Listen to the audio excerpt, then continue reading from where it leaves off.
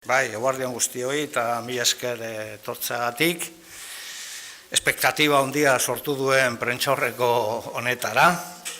Horreko astean esan genuen hauteskundetarako, 3 probintzietako parlamentua osatzeko hauteskundetarako bere barne prozesua martxan zuela Euskal Herria Bilduk, eta beraz horretarako prozedura bat irekia dagola, eta prozedura horretan, otsailean 3an, izendatuko dugula gure lehendakaritarako hautagaia. Prozedura horren barruan, mahai politikoak badu prerrogatiba bat, badu eskubide bat, eta eskubidea logikoa da. Zuzendaritza politikoak ere, baduelako eskubidea bere hautagai propioa izendatzeko, ero proposatzeko gure kide guztiei. Orduan, gaurko honetan, proposamen bat egin du mahai politikoak, eta ez dut gehiago luzatuko nolabaiteko espektatiba honen luzapen hau. Gaur mahai politikoak hartutako erabakiaren berri eman nahi dio Euskal Herritarrei, eta gure autua da, datorren hauteskundetan, 3 probintzietako hauteskunde hauetarako, Maialen Iriarte Okinena izatea, gure hautagaia. Hori da gaur, aho batez hartu dugun erabakia mahai politikoan, inongo kontrako botorik gabe. Eta beraz, lehenengoa despejatuta, imaginatzen dugu hemendik aurrera, albiste honek errekorrida handiak eukiko dituela. Zergaitik eta zergatiak botako ditut lehenik eta behin. Lehenengoak utziko diazu egiten termino pertsonal politikoetan egitea. Horren dala laburte, ni izan nintzen, Maialengana joan nintzena nolabait ere konbentzitzera Durangora hautagaitza eta gurekin gure zerrendetan juteko. Eta egia da eskatu ziala denbora bat pentsatzeko erronka importantea delako, baina bera profesionalki ere erronka handiak bete izan ditu, eta handik egun batzuetara bere baiezkoa eman zian. Destinoa nahi izan zuen, ni garaiaretan xueroan egotea, justo berak baiezko hori eman zianean, eta uste dut metafora polita dela, Gipuzkoar batek, Bizkaian biziden neri baiezko ematean isu beroan nengoen bitartean. Horrek esan nahi du, nolabait ere gurea proiektu nazionala dela, eta 7 lurraldeetarako proiektu bat ordezkatu egiten dugula. Hori da lehenengoa. Maialenek askotan esaten du gurea askatasuna dela, baina ni bere garaian ere esan nuen eta gaur errepikatu nahi dut. Ate birakariak dauden momentu honetan, politikagintza likidoa den honetan, printzipio sendori gabeko politikagintza murgiltzen ari garen honetan, badira asko eta asko politika erabiltzen dutela karrera profesionala egiteko gero. Ez oso prestatua direlako, baizik eta nolabait ere zubiak daudelako enpresa pribatu eta politikagintzaren artean. Gu ez gera horretan ere, ez gera bereiek bezalakoak, eta Maialenen kasuan nik eskartu nun orduan, eta orain eskartu nahi dut baita ere, berak justo bidea kontrakoa gintzula. Eta izan zen, ibilbide profesional sendo batetik, bere herriarekiko konpromisoa adieraztera emandako urratsa. Nik orduan eskartu nion, eta orain eskartu nahi diot ere. Gurea, askatasunetik haratago herri maitasuna delako, eta ez nolabait ere profesionalek egiten duten bezala politika erabili, nolabait ere diru egiteko ero enpresa pribatura juteko. Gurea herri maitasuna da. Emakumea, ama, Gipuzkoarra, Euskalduna, eta baita ere profesionala, EITB-en profesionala. EITB-en gogoratzen dut egiten zuen programa bat, niretzat referentzizko programa bat zela, zen eta programaren inguruan euskaraz, Euskal Herri osorako, euskal inteligentzia guztia biltzen saiatu egiten zen. Alor guztietakoa, ez bakarri politikoa, baita profesionala, zientifikoa eta bar. Eta orain, tokatuko zaio berriz ere, bere inguruan inteligentzia euskalduna eta euskaltzalea biltzea, nolabait ere aurre egiteko PNV ordezkatzen duen guretzat zaharkitua den proiektu politikoa delako. Gurea badelako inteligentzia kolektiboki erabiltzea herri hobeago bat egiteko. Horiek dira nolabait ere arrazoi pertsonal politikoak. Egia da bere garaian esan niola ere bai, hau nahiko erretza zela eta askotan esan dit hau ez dela hain erretza, baina, bueno, nolabait ere gezurtxo hori esan nion animatzeko bere erronka egitera. Baina 4 urte pasatu dira, 4 urte hauetan oraindik hobeagoa da, askoz gehiago ikasi du, eta beraz gure ustez, ohore bada berak gure baloreak ordezkatzea EAeko hauteskunde hauetan. Kontestuari erreparatuta, guk argi daukagu Euskal Herria Bilduk erronka bakoitzeko hausnarketa propio bat egiten dula, eta hauteskunde bakoitzeko hausnarketa propio bat egiten dula. Eta beraz guk ez ditugu gauzak termino ertxietan, inertziaz egiten, baizik eta bakoitzean hartzen dugu nolabaiteko erabakiak. Zentzu horretan, erronka ezberdinak gaude momentu honetan, eta batzuk aipatu egingo ditut. Gure ustez, momentu historiko batean bizi gara, badira horretarako faktore ezberdinak mahai gainean askotan jarri ditugunak arruntak diren gure prentsaurrekoetan, eta guretzat munduak, Europak eta Euskal Herriak lidergo sendoak eta lidergo konpartituak behar ditu. Lanak asko direlako, eta lanak ez direlako bukatzen ez instituzioetan ez kalean. Gu instituzionala den alderdi bat gera, alderdi mugimendu bat, gu gobernua eta gobernu bokazioa duen alderdi mugimendu bat gera, baina gu kalean gauden alderdi mugimendu bat gera Euskal Herri luze zabalean. Eta beraz, esaten duguna da erronkak orokorrak direla, eta erronka haiek lidergo sendoak eta konpartituak behar dituela. Azken 4 urtetan, niri tokatu zaik koordinazio orokorra eramatea etxe honetan, eta esan dezakegu gauzak onera egin dutela gure ustez EH Bilduren ikuspegitik. EH Bilduk azken 4 urtetan gorazko joera bat du, hauteskundetan, eta gu konbentzituta gaude erronka honen aurrean ere, berriz ere gora egingo dugula, eta beraz gorazko joera hori indartu eta sakondu egingo dugula. Por cierto, lehen esan du proiektu nazional bat garela, eta ez dira hauteskunde bakarrak Euskal Herrian, martxoan Lapurdi, Baxenafarroa eta Xoberan hauteskunde municipalak ere badaude, eta badira Euskal Herriko hauteskundeak. Bigarrenik, argi dago, askotan aipatu dugun bezala, estaduan joku zelai berri bat ireki dela, eta joku zelai horretan EH Bilduk eta independentismoak baduela momentu honetan influentzia gaitasun handiago bat, eta zentzu horretan hor badago partida bat jokatu beharrekoa ere, nolabait ere nazional ikuspegitik, horretan ere badago hauteskunde garaitik haratago aliantza bat sektore katalanekin, eta gure ustez estrategikoa den aliantza horren inguruan ere lan itzela egin behar da, eta nolabait ere badaukagu beste erronka bat, besteen artean, guretzat funtsezkoa dena, eta da Euskal Herria Bildu egiten ari den oraindik alderdi mugimendu bada. Horrekin esan duguna da, badugula helburu bat, eta helburua da, Euskal Herria Bildu bilakatu behar da, Euskal Herrian dauden soberanista eta progresista ero aurrerakoi eta ezkertiarraren etxe nagusia edo etxe bakarra posible baldin bada. Denak dute hemen bere nolabaiteko tokia, eta horretan ere lan itzela daukagu egiteko. Eta bukatzeko esango nuke dekoratuan nolabait ere gauzak aldatu egin direla, ero aldatzen dijoaztela. Bueno, azken astetan asko komentatu da egindako akordioen inguruan, PSOErekin egindako akordioen inguruan, eta bar, baina guk ez diogu horri nolabaiteko epemotzeko nunbaiteko zugarrizko garrantzia baten. Horre frogatzen duna da Euskal Herria Bilduk. Baduela gaitasuna zentroan egoteko eta mundu guztiarekin paktuak eta akordioak egiteko, beti ere herritarren mesedetan, baina horrek esan nahi du ere gauzak aldatzen dijoaztela Euskal Herrian. Eta beraz, dekoratu berri baten aurrean ez bagaude ere bere osotasunean, dekoratuan pieza batzuk aldatzen ari dira. Eta zentzu horretan datozen 4 urtea, gure ustez, importanteak izango dira, alor horretan ere Euskal Herria Bildu bilakatzeko alternatiba bat, Euskal Herria Bildu bere ateak zabaltzeko sektore soberanista eta ezkertiar guztiei, eta Euskal Herria Bildu aliantza politikaren erdian kokatzeko. Hori ere bada gure erronka. Bukatzeko, guk argi daukago EAeko 3 probintzietako hauteskunde hauetan, ez naiz detailetan sartuko, baina gu badaukago asmo bat eta erabaki bat hartu dugu. Guk ez dugu beste gauza batzuei hitz egin nahi, guk egin nahi duguna da gauza zehatz batei buruz hitz egin. Eta eztabaidatu, eta horretarako hautatu dugu Maialen Iriarte. Proiektu politikoaz hitz egin nahi dugu.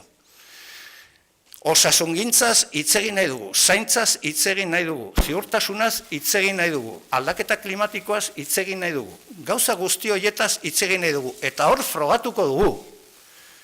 Eusko Alderdi Jeltzaleak ordezkatzen den proiektua, proiektu zaharkitua dela. Ez daukatela erronka hauei aurre egiteko alternatibarik. Eta Euskal Herrian, kasu honetan 3 probintzietan, aukera dagola beste politika batzuk egiteko.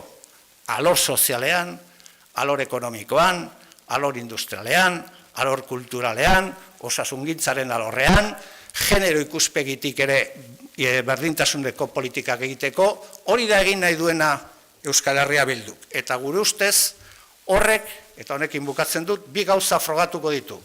Bata, badagola alternatiba bat, jendeak gehiengoz defendatzen dituen balorekin bat egiten duna, eta bigarrenik, horrekin badagola alternatiba bat, Eusko Alderdi Jeltzaleak aurkezten duen alternatibaren parean, eta horretarako erabaki dugu balore horiekin hobekien defendatzen duen, ero islatzen duen pertsona aurkeztea lehendakarigai bezala, kasu honetan Maialen Iriarte. Decía que la semana pasada adelantábamos que Euskal Herria Bildu ponía en marcha su proceso interno para designar su candidato al lehendakari para estas elecciones a los 3 territorios, para las elecciones de la EAE, y que habría un plazo para la presentación de candidaturas que concluía el 3 de febrero si solo había una candidatura. Y en este sentido quiero recordar que la mesa política, la dirección de Euskal Herria Bildu, tiene una prerrogativa en esta dinámica, que es la de presentar su propia candidata, en este caso su candidatura, o la que ofrece el mejor perfil para ser candidato en estas elecciones en concreto. Y hoy la mesa política de Euskal Herria Bildu ha decidido que la mejor candidata para estas elecciones en los 3 territorios al Parlamento de Gasteiz se llama Maialen Iriarte Okiñena. Y esto es lo que os queríamos transmitir, decisión que hemos adoptado por unanimidad y que por lo tanto es la que queremos compartir con el conjunto del país y con el conjunto de ciudadanos y ciudadanas de estos 3 territorios. Con respecto a las razones que nos han animado a hacer esta designación, bueno, yo voy a empezar por hablar primero de una cuestión que es personal y política. Yo hace 4 años le metí en esta embarcada a Maialen Iriarte, fui a Durango, la convencí o la traté de convencerla, me pidió un cierto tiempo para pensárselo, y al final me dio el sí. Curiosamente he dicho antes en euskera que cuando me dio el sí, ella, que es una guipuzcoana nacida en Donosti, que vive en Durango, en Vizcaya, yo estaba pasando unos días en Xuberoa. Y aquello querido traerlo a colación porque es una especie de metáfora que nos recuerda que el nuestro es un proyecto nacional que se ocupa del conjunto de los territorios del país.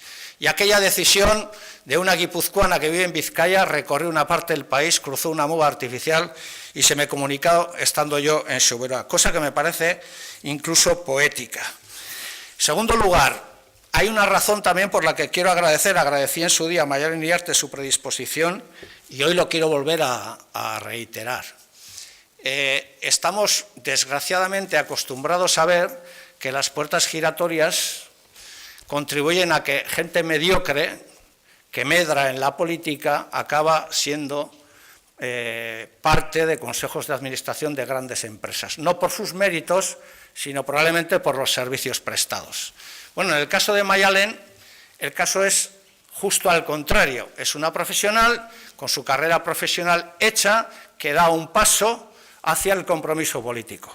Y me parece que esto es digno de reseñar en un mundo líquido en el que la política se ha convertido en algo carente de principios sólidos y en algo en lo que el vaivén de las políticas y de las coyunturas hace que la gente vaya cambiando no solo de ideas, sino también muchas veces de qué lado de la trinchera está. Y por lo tanto me parece que es importante reconocer esto, porque lo nuestro es un compromiso con el país, un compromiso con la gente.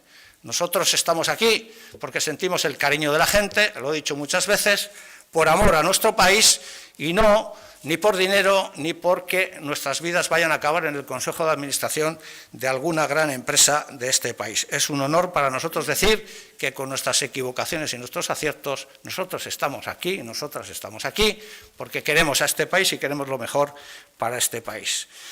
Mujer, madre, guipuzcoana que vive en Vizcaya, lo cual no será tampoco muy fácil en determinadas circunstancias, que hizo posible un programa en ETV en el que trató en euskera y consiguió que la inteligencia colectiva de este país, los mejores y las mejores de este país en todos los ámbitos profesionales, no solo de la política, sino de la ciencia, de la industria, de la innovación, hablaran de los problemas de este país, y yo creo que con éxito, y esto demuestra que es capaz de, a su alrededor, contribuir a formar equipos que hablen de las cosas de este país, de los problemas de este país, de los factores estructurales de este país, etcétera. No, ahora le va a tocar, con la ayuda de todos, porque nosotros y nosotras estamos en su plena disposición en estos momentos, a construir un equipo que haga frente a algo que desde nuestro punto de vista está obsoleto, que es el proyecto que representa el Partido Nacionalista Vasco. Con respecto al contexto, nosotras y nosotros siempre hacemos una primera valoración cuando designamos a alguien para ocupar una responsabilidad de este nivel. Y es que en cada elección hacemos un análisis de qué suponen estas elecciones, qué buscamos en estas elecciones y, en definitiva, qué queremos en estas elecciones, ¿no?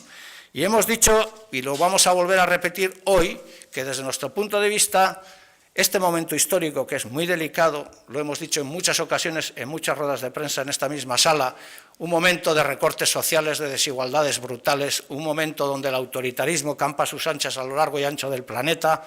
La última expresión, las últimas elecciones italianas, que aunque ha mantenido la izquierda, han supuesto un gran, digamos, aumento de lo que es la extrema derecha, en un momento histórico delicado, con un Estado en crisis, en el que se ha abierto una ventana de oportunidad, entre comillas, con un gobierno nuevo. Nosotras y nosotros pensamos que el país necesita liderazgos sólidos y liderazgos compartidos. Nosotros somos una empresa colectiva. Este país necesita liderazgos sólidos y liderazgos compartidos. Porque en estos 4 últimos años, en los que a mí me ha tocado ser coordinador general de Euskal Herria Bildu, han pasado muchas cosas. Hay una que me merece especial satisfacción, que es que Euskal Herria Bildu no ha dejado de crecer en todas las convocatorias electorales en estos últimos 4 años. Y por lo tanto, esta es una tarea inacabada, porque alguien me preguntará, ¿cuándo concluye eso? Eso concluye cuando ganemos las elecciones.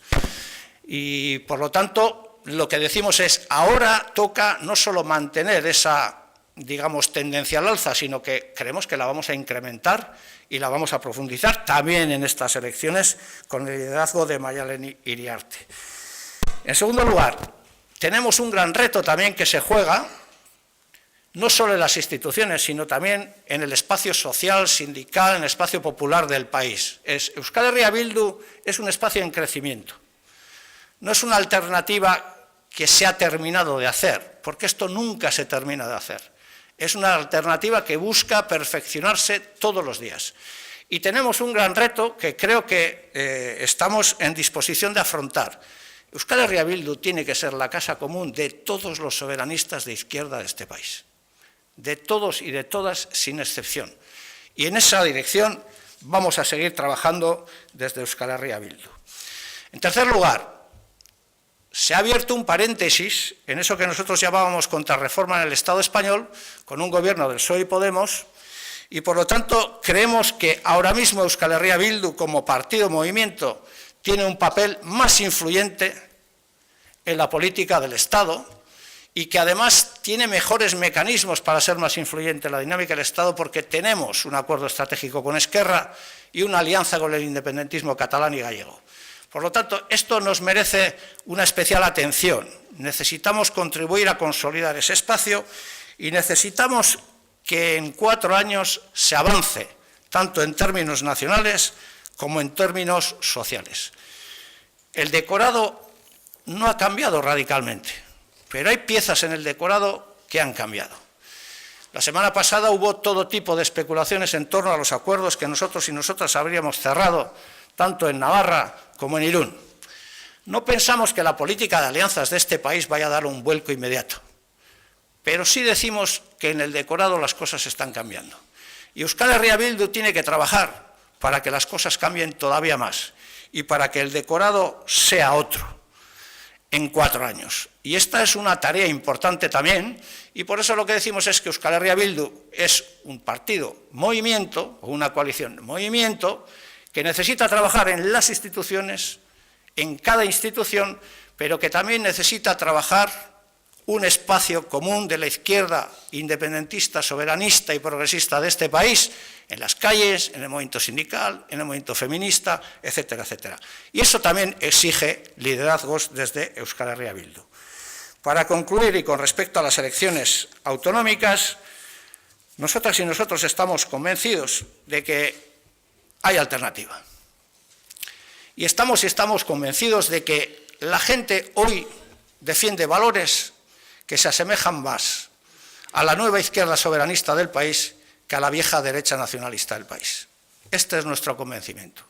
Y estamos convencidos de que la gente quiere, en este caso, en estos 3 territorios, un país mejor, más igualitario, un país en el que un carné de un partido no te facilite el trabajo ni en el ámbito privado ni en el ámbito público. Un país en el que la sanidad funcione y en la que no se produzcan recortes. Un país que haga de la educación un reto de futuro. Todas estas cosas son las que queremos debatir.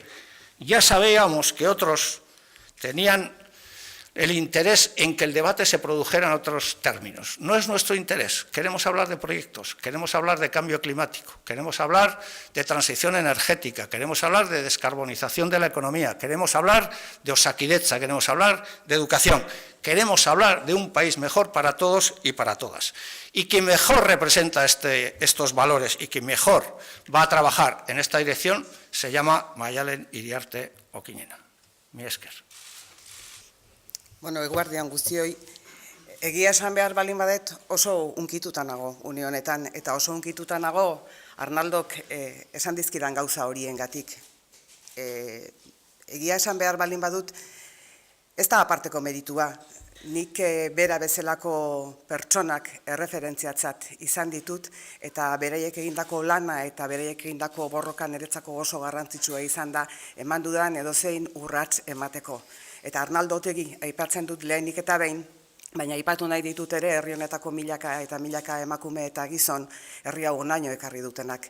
Eta horregatik niretzat gaur Arnaldok erakutsi duen eskuzabaltasun horrekin Euskal Autonomia Erkidegoko lehendakari gai izatea ohore handi bat dela esan behar dut lehenik eta behin. Ardura handia, baina ohore oso handia. Era berean, eskerrak eman nahi dizkiot Euskal Herria Bilduko mahai politikoari erakutsitako konfidantzagatik. Aho batez hartu dute erabakia eta benetan asko eskertzen dut konfidantza hori. Argi eta garbi esan dut ona etorri baino lehen, hau talde lana dela, nik ez dudala beste ezer ezagutzen nire profesioan ere eta hemendik aurrera ere ez dudala beste ere batera kontzebitzen egin beharreko lana eta guztiak eskertzeaz batera esan diedana da alboan egoteko guztiei, hau guztion artean egin beharreko lan bat delako. Ni prest nago, indarrez nago eta ilusioa handiz nago erronka honi aurre egiteko. Edozein kasutan, Euskal Herria Bilduk geure buruari eman genizkion erramientak oso garrantzitsutzat jotzen ditut eta asko errespetatzen ditut nik neuk. Eta iruditzen zait, oraindik ere badagoela denbora bat, beste persona batzuk, beste emakume edo gizon batzuk, postu honetara bere izena emateko. Eta horregatik nik gaur ez dut beste aparteko ezer esango, prozesu hori era librean egitea nahiko nukeelako, eta mahai politikoak ni neu hautatu baldin banau ere, beste persona horiek ere etorri daitezkeelako hain zuzen ere eztabaida honetara, beti aberasgarria den eztabaida horretara. Esango dudan bakarra da, berriro ere izugarri eskertzen dio dela Arnaldo Otegiri bere eskuzabaltasuna beti eman didan laguntza, izugarri eskertzen dio dela mahai politikoari emandako konfiantza, eta izugarri eskertzen die dela Euskal Herria Bildu osatzen duten emakume eta gizon guztioi, kalean aurkitzen ditudan boto emailei, baina boto emaile izan gabe ere bere maitasuna transmititzen didaten persona horiei guztiei, urte hauetan guztietan emandako babesa eta beroa. Nik beste horren beste zabaldu nahi nuke haientzat. Decía en euskera que que estoy emocionada por las palabras que me ha dedicado Arnaldo Otegi.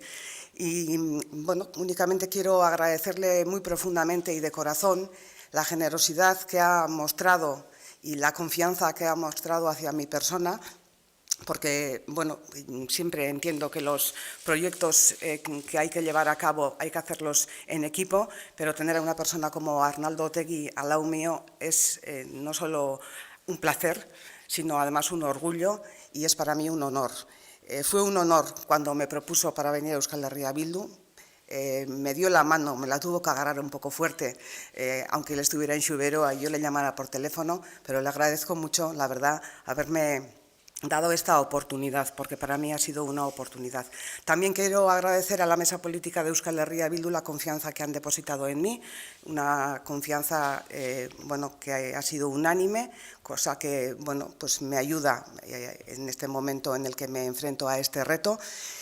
Yo me siento con muchas fuerzas, estoy muy ilusionada, creo que tenemos un proyecto político importante para este país, creo que este país tiene que dar un paso adelante importante para mejorar la vida de todas las mujeres y de todos los hombres que vivimos en esta parte del país, en esta ocasión, en Álava, Vizcaya y Guipúzcoa.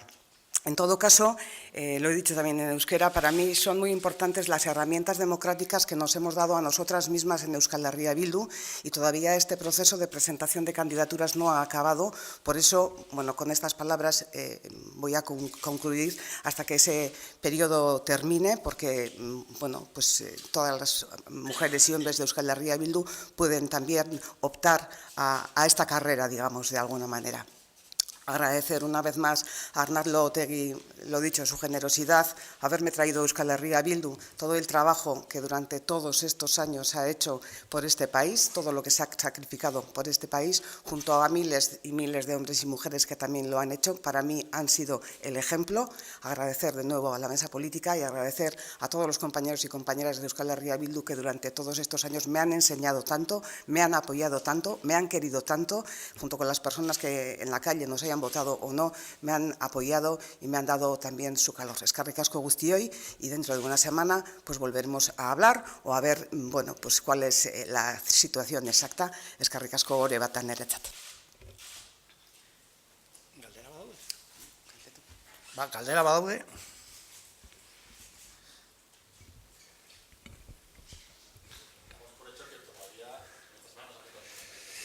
No, de momento no hay nadie que se haya presentado, ¿no? Pero bueno, está el plazo abierto, ¿eh? Si te quieres presentar, decir que no hay problemas.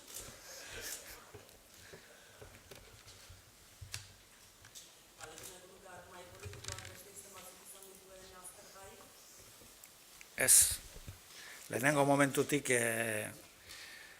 aspaldidanik, bueno, igual askotxo esatea da, ez, baina nahiko garbi geneukan zein izango zen gure apostua. Egia da, nahita ere utzi dugula pixka bat jende guztia espekulatzen. Orain dela denboratxo bat hitzein genuen Maialenekin, ni pertsonalki hitzein genuen berarekin berriz ere planteatzeko hau. Eta ez da egon inongo arazorik, inongo alternatibari mai gainean mai politikoan, berarena izan da, eta hau batez onartu dugu.